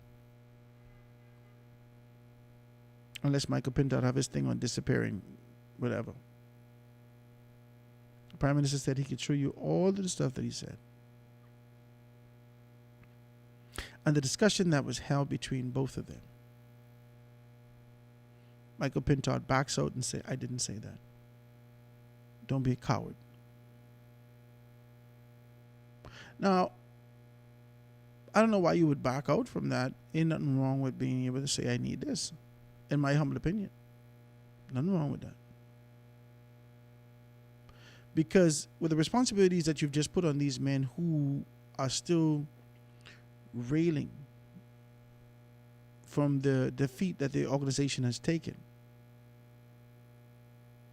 every one of them would have been financially endowed one way or another as members of parliament to be in a more comfortable position, not to figure out how to be able to get an additional income to take care of their families. That's what you're fighting against. You're fighting against Frazette, who needs to be able to focus. You're fighting against Lincoln Deal, who needs to be able to focus on the things that you've committed him to do. You're fighting against Ellsworth Johnson. You're fighting against Arinthia Komalafa. You're fighting against your own people who needs to be placed in a position that they could be financially capable, free, with liberty and access to be able to do the things that you require them to do in terms of being able to present a strong, undeniable position. All these things cost money. The same way the Prime Minister is feeding children so they could be able to learn better and they could have that kind of susceptibility and being open as it relates to when they get into the cast. People obviously need money so they don't have this kind of a focus elsewhere. I don't know how you could sit there and say, no, it's political. You need money, Kwesi need money, Adrian need money, every one of y'all need money. And I don't say that because I know your financial position. I say that because I know where we live in. I know what it takes. You need a suit. Y'all stop playing, man. Y'all just play, you know. Y'all just play. Oh, what about teachers? Listen, the teachers have Belinda to agitate for them. There ain't no union in Parliament. You serve at the pleasure of the Prime Minister. You serve under the leadership of the opposition leadership. They got Belinda to row for them. They can be straight. They got increments upon increments over the course of time, and they're in the position that they got to get more increments. Belinda can get them straight. You ain't gonna be straight. Now I don't know who you think this. I don't know. In my mind, I don't know what you think you're doing by being able to present yourself to the public as one with integrity and morality, and being able to take on this position and know and to think about the public. You've never presented yourself like that over the past 6 years. Never. Never. Not one juncture you've presented the vision, concept, idea to the Bahamian people for us to understand where your heart exists. You have given us nothing but word sandwiches. That's it. You have given us just pontification after pontification that meant nothing, that you did nothing with, that you didn't restructure your organization, that you didn't open up the gates to let persons know that there's an opportunity that exists in the free national movement. You did nothing to be able to present yourself in accordance, to be able to make us understand from the external standpoint what you have to offer. Nothing. But today, you can mess with my money as a politician. You can open up your mouth and reject the idea as a politician because you scared Belinda can row you all too. Let Belinda row. Or let anybody else row. People just pay for their safeguards with Belinda. They just pay for that. And she's paid handsomely. And if she wasn't, she wouldn't keep going at this thing. She's comfortable in the position. And if there's anything that she needs, she knows how to open up her mouth and agitate for that. You decide to be able to fight against the other members in there in this particular position. You need to stop. You need to stop. I don't get in people's business, but Lincoln got a budding family. Fraser family's a young family. All these people need things.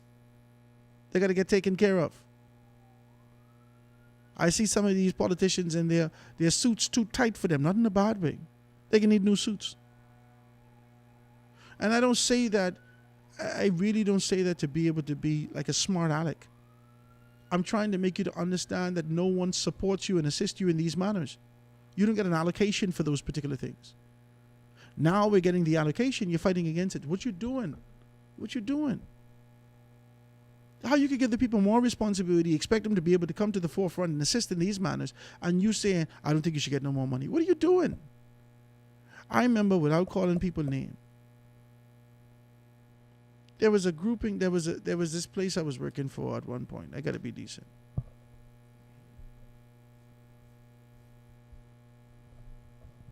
These people keep calling me, asking me, how would you need to do this? Can you do this? I said, no problem, I do it. Because I serve in this, and I don't have a problem serving. I serve. And listen, they just keep calling me and I keep doing it. They keep calling me, I keep doing it. No problem. I never begged them for nothing, never asked them for nothing. And then they wanted to kind of formalize our position. Right? So they say, how we want you to do this on a consistent basis. I say, no problem. How we want to give you this title? I say, no problem. Just give me $1,500 a month. $1,500 a month? Howard, you can't do that for Jesus Christ free?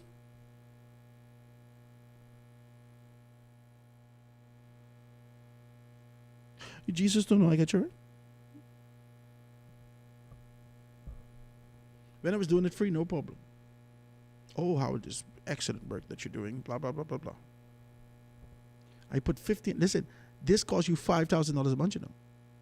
Honestly, Jesus, you ask anybody else to do this, this is a $5,000, this is a $60,000 a year opportunity for what you want me to develop, what you want me to build, what you want me to bring, what you want me to assess, what you want me to do, the dedication to these particular things, the time that you call me. I live on the east side and on the west side, and I saw you want me to travel to the east to do all these things. I only charging you $1,500 so I can put gas in my truck and pay one or two bills, which is one of the bills, which is my phone bill.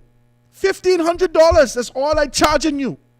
And you can have a baby and a hissy fit? I don't think I need to be around you.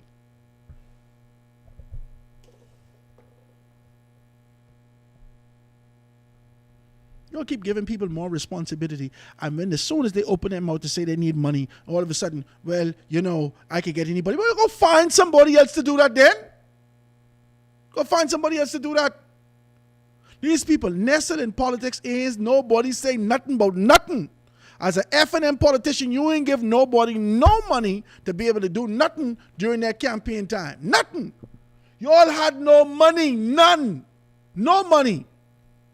Some of these people and politicians who lose owe people money right now in the FNM right now.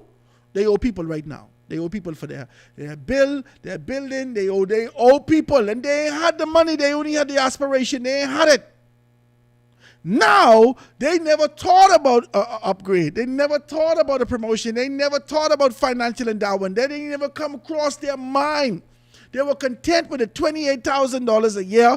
They say, we can figure this out. The Prime Minister said, we can give you 32. They say, oh, Jesus, please, Lord Jesus, let it happen.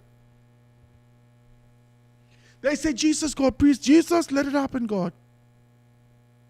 And my leader opened up his mouth and said, not a damn day, like, oh, hold on, wait. He don't talk for all us. Hey, hold on, PM. Hold on, PM. He don't mean all us. He must mean him. Because I can need that 32. I don't thief. And I ain't politician number one. I can need that 32. And your leader come here. See, you all can't even. His ethical position, his advantageous position, his increase that he's getting as a result of sitting in the position of leader. And I don't know whether or not y'all is pay your leader in the FNM. That means he getting a check from the FNM. He getting a check from a governmental standpoint. He's straight. His family straight. His little baby could get braces. His wife could travel, whatever. He's straight. You don't need it. That's what your leader's saying. You were content. If they'd have never talked about money, you wouldn't think about money. Because you didn't know only $28,000 coming out of this. But the Prime Minister said, I'm considering it. I want to give everybody. Then all of a sudden, your leader opened his mouth. What kind of leadership this is? Who you showing this to? You showing it to the Bahamian people that you have a moral and ethical position? Well, from a moral standpoint, we can't be able to take on this position because other persons haven't eaten yet. The poor people can always be among us. If that's what you're talking about. I don't know what you're talking about. Or what about the unionists? But then they're still going to fight for them people. They have people that advocate and agitate for them straight through. But then they just had an opportunity to be able to speak with the Prime Minister that she said the things the other day, last year. But then let's find her way in the position, just like how she's done on this particular position, on this front. She can stand up and she can speak with clarity and say, this is what our expectations are. But Linda knows how to be able to find herself before Pia, find herself before the Prime Minister. She knows how to get to what she wants. Her and Kimsley, they know what to do. The people in the House of Assembly have no one to agitate for them. They are under your leadership. And you believe in your blind hindsight that this is the right thing to do. I don't think it is. I don't care what you say. Adrian need money. I don't care how pale he is. He needs money. He get family. Y'all stop it, man. Stop it. Ain't nobody can hire me and tell me they can pay $28,000 a year. Ain't nobody can hire Howard and say, Howard, listen, when I was doing this thing for the $1,500, that was for Jesus Christ in my mind. And so I won't hit you hard because I won't be decent. But all of a sudden, my work ain't no more good when I ask for money. My work is no more good. Oh, Jesus. Because I asked for money. Okay. You accepted with everything that I did, and you showered me with praise and adoration and say how great I am for 3 months. But the day that you want to formalize the relationship is the day that I gave you formality and you cuss me.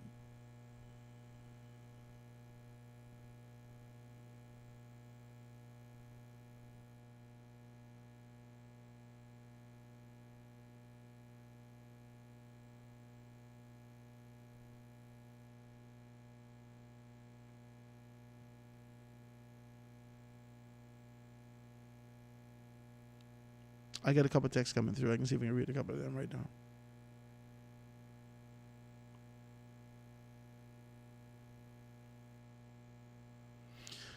See here, they sent this to me. This is text is coming through. What Christy called a hurricane? Jaquan. You forget that, Jaquan. You forget the name. This is Howard. You ain't saved. Says, you know the Bahamians don't believe in no letters being silent. Say, see here, we never is pronounced the silent letters. Say, I disagree with you, Howard. The Guardian has always been known as a favorite towards the Free National Movement. I telling you, I didn't know that. I ain't gonna lie to you. And maybe I didn't see that because of my affiliation with the organization at the time. I promise you, I ain't gonna lie to you. I'm not saying this to you because I did not see that. I only saw a position that what I would have taken to be able to identify and be able to push against, and I was brought in. Now, in hindsight, it may have been because I took a hard position against the PLP during that particular time. Who knows? I don't know. I'm simply saying to you, I didn't see it like that because even then, when the government did something good, I would always give them kind of kudos to be able to say that this is something that we want to continue to be able to see you travel this course.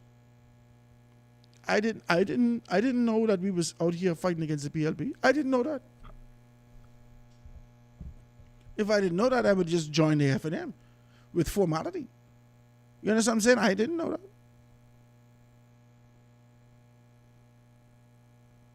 I didn't know that. Text back and says, Howard, I told that this would happen, Howard. Once they had heard the public commentary on it, the opposition would step back from the increase. So now, if the government does it, it's on them. These people already wrote an article in the newspaper basically calling Brave a hypocrite over the increase. So the Free National Movement is getting what they wanted out of it. That's just cowardice. You think I can tell anybody not to give me money? You got to be stupid. You got to be stupid. That's a silly thing to do. You know you need money. You know you need your money. You know that.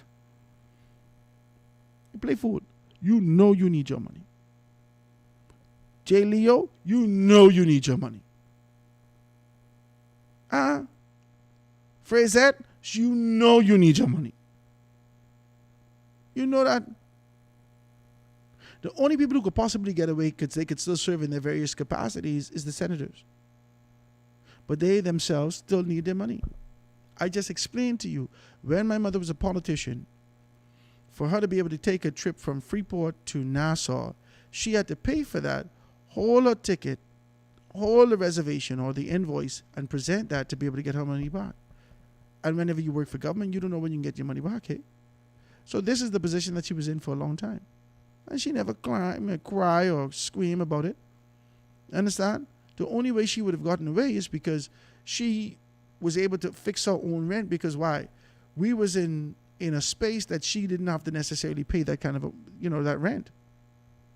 But she had to pay the woman who was living in there. Working in there in the shop, in the headquarters. She had to also pay for the phone, for power, for this, for that, and all these things like that. $1,500 was never enough. Never. Never. I don't understand what you're talking about. I don't understand. I just don't see how y'all see it. I hear what you're saying, and I feel like you're trying to be able to align yourself with a view of a segment of society, but this is a foolish thing that you're saying. In this day and age, everything else has gone up around you. Why are you afraid to have a conversation about your money? Why? The people ask me to do something. I can't tell you all these people. The people ask me to do, Howard, can you come and do this? The host in this area, they asked me to do something, right? So I did it for them at a particular rate one time. I said, listen to me. We can't have no more conversation about hosting without increasing this like this, okay? Okay, Howard, can we do it this time and then next time we'll definitely increase it, boom, boom, boom, boom. You can't be scared to talk about your money. It's your money. Nobody else doing it for that rate. That's your money. Nobody else doing what you doing for this kind of money that you're doing. You think you're saving these people money? Eh? You think you're saving them? You think you're saving them and doing them a favor by being able? You think that you doing so? Well, I'm doing my part. Thank Jesus. I don't necessarily have to pay my tithes because I give these people the discount. You wouldn't believe. What the hell are you doing? What you doing? What you doing? When you go to the gas station, the fella say, hey, how much it costs a gallon? $7 or something. Well, I can need this tank full, but I only got $60. Oh, don't worry about that. You're a politician. We can take care of you. That don't happen. When does this happen? When does this happen? You go to Quality, you go there, you go to the bank, you go to this. Nobody does help you because who you. Ain't nobody care about that. So, you got the queen or Lyndon Pinnon on your money. Who on your money? Or the fish. We can either see one of them or bring Benjamin in here. We ain't concerned about who you is or your ma is. But you're a leader. Come in the newspaper and say, hell no, they don't need money. Y'all didn't make no sense.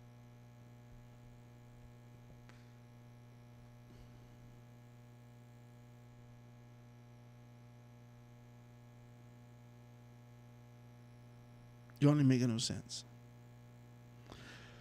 Good afternoon, Howard Grant. If the FNM don't have a 25-year plan, they ain't winning nothing. The Free National Movement have to get radical and organized. Okay. What else? Somebody asked to say, are you all on the FM dial?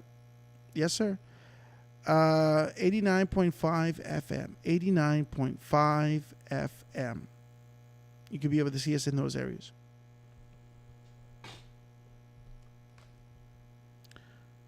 Let me see something. Hold on.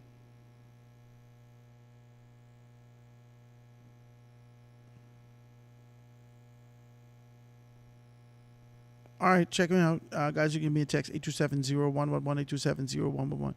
I don't know. I tell you, I started this off by being able to tell you I'm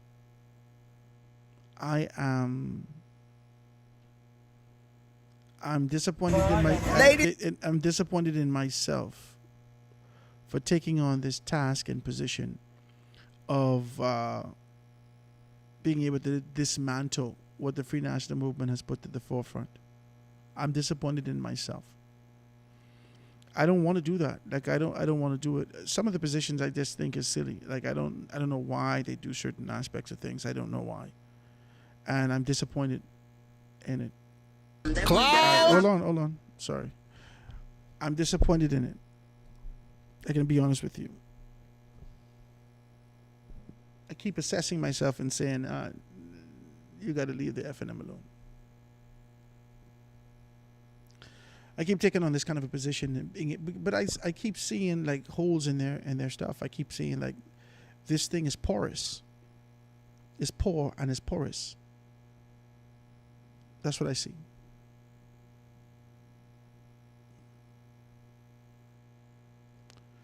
And I'm just disappointed in the lack of maturity and the lack of evolution. You got to evolve. You got to be able to identify some of the infractions. You got to identify those things. You got to strengthen yourself. You got to step to the next stage. I'm disappointed in the lack of evolution and the lack of clarity. They keep looking to yesterday to provide them the answer. They keep going back and boss, what do you think about this? Well, I tell you what to do. They keep going back to tomorrow, to yesterday. And tomorrow waiting has never been touched, never been considered, never been. They believe that if you continue to be able to do the same thing, everything changed around you. The PLP show you that the entire game changed, and the only thing that you could do is keep going back to the same well, the well dry. And you keep getting back to the same well, the well dry. And you keep getting back to the same. You believe that maybe if you go back to it 158 times, on the 159th time, maybe the well will spring again. This well is dry. You ain't never tried to dig no wells. This well is dry. What you doing? Well, this is the landmark that where we used to get that water from. This well is dry. What are you doing? You around here drinking sand, brother. This well is dry.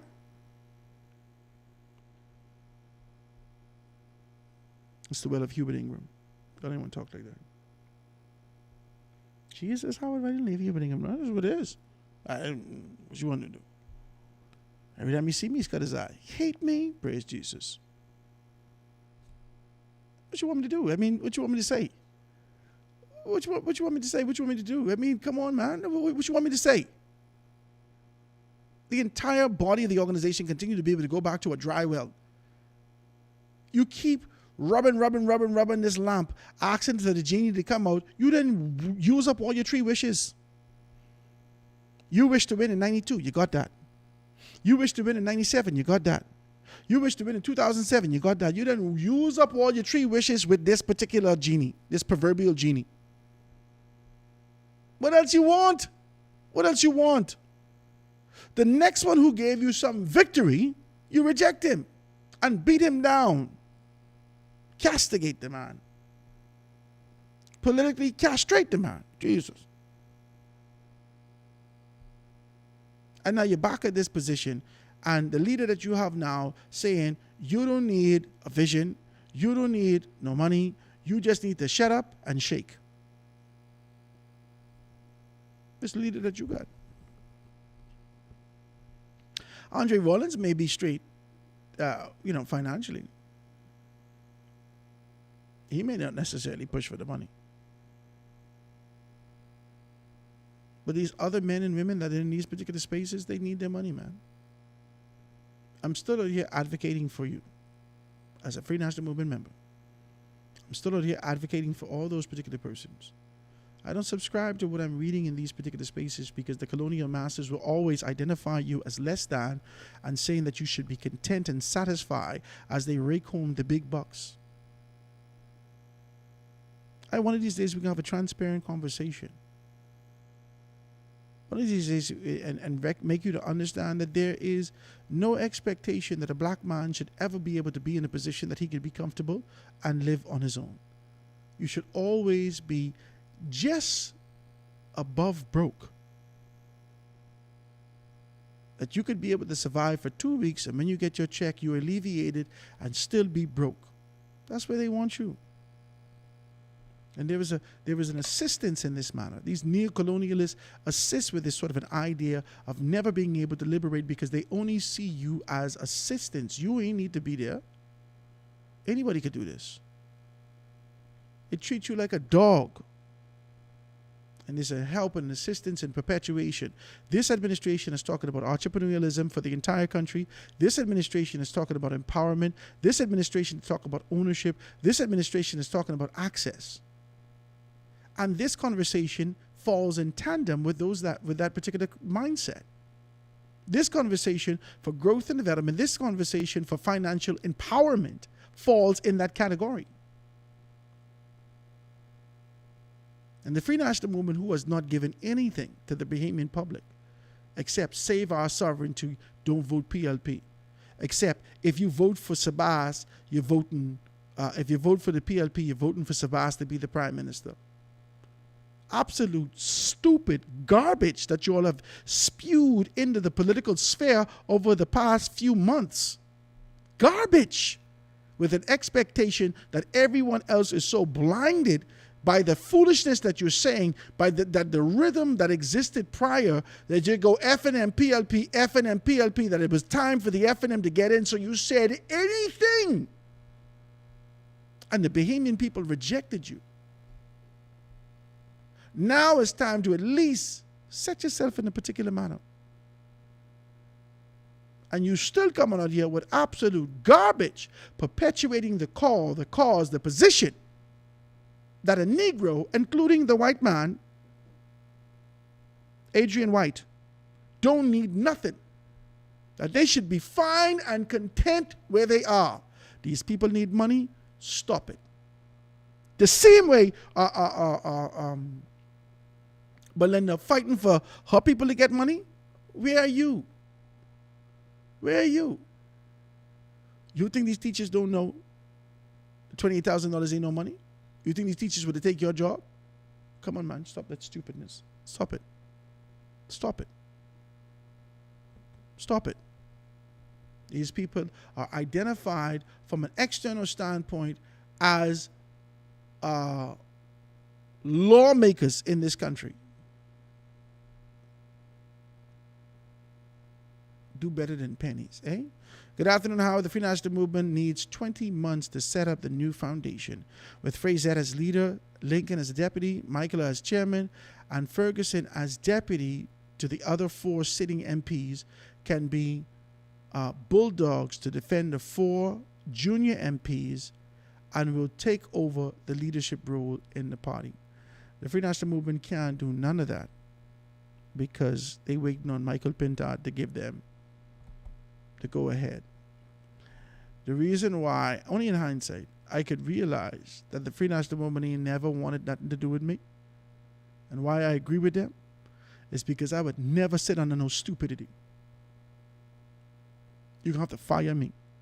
And I'm smart enough to know I never even worked for you. I work for the people where you all hired me. I still get my money. I don't have to come to the F&M headquarters to get my money. I know that. I know that. You're going to tell me that. They know that. They know the scene, and they know that Howard has a level of conviction so strong that we can't even convince him even if the whip is on. I don't have time for that. Sir, you're going to have to fight me. This is stupid, and I'm not doing that. I'm not doing that. It sounds asinine, and I don't have the time for that.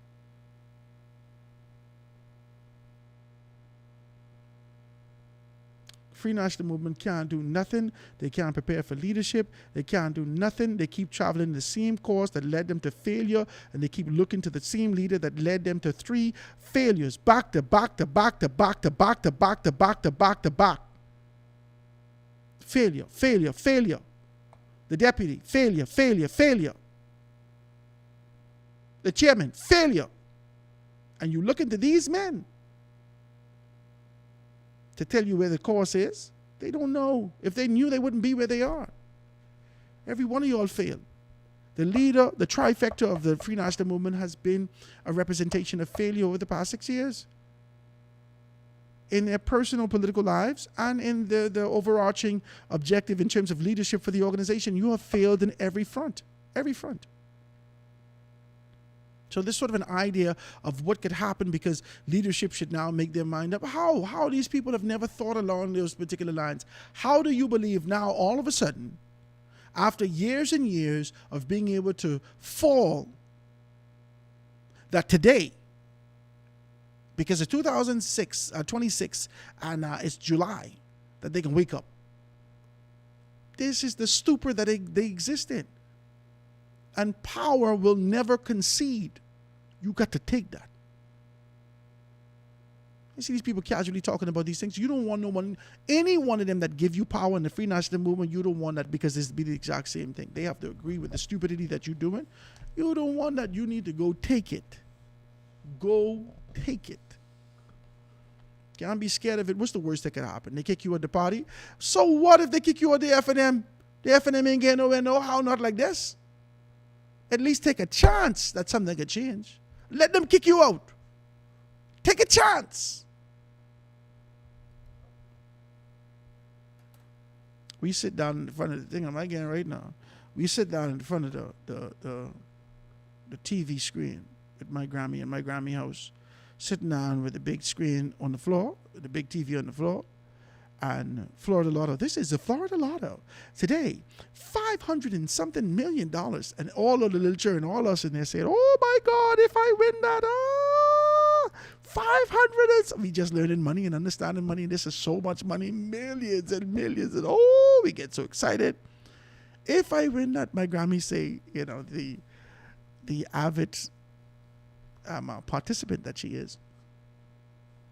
She said, to all the little children, well, you can't win if you don't try, baby. You got to try your hand.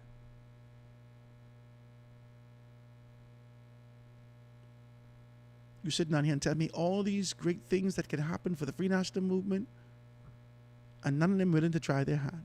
Not one. And in the great words of Dr. Ian Strachan, post May 12, 2026, you get the governance. You say government. Governance that you deserve. So to the Free National Movement, you get the leadership that you deserve. Praise God. That does it for another show, guys. I want to thank you so very kindly for being able to tune in with us. This is The Foundation. We're going to see you tomorrow, God's Spirit Our Lives, right here on 89.5 FM Foundation Radio. Guys, give me a call, 827-0111. We'll see you tomorrow, God's Spirit. The best talk show in the Bahamas. The Foundation with Howard Grant. Only on 89.5 FM Foundation Radio.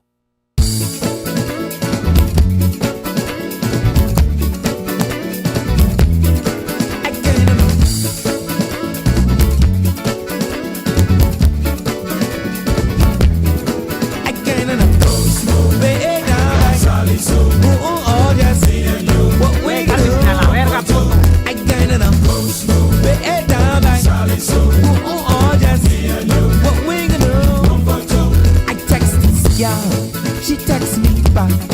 She said she ready for some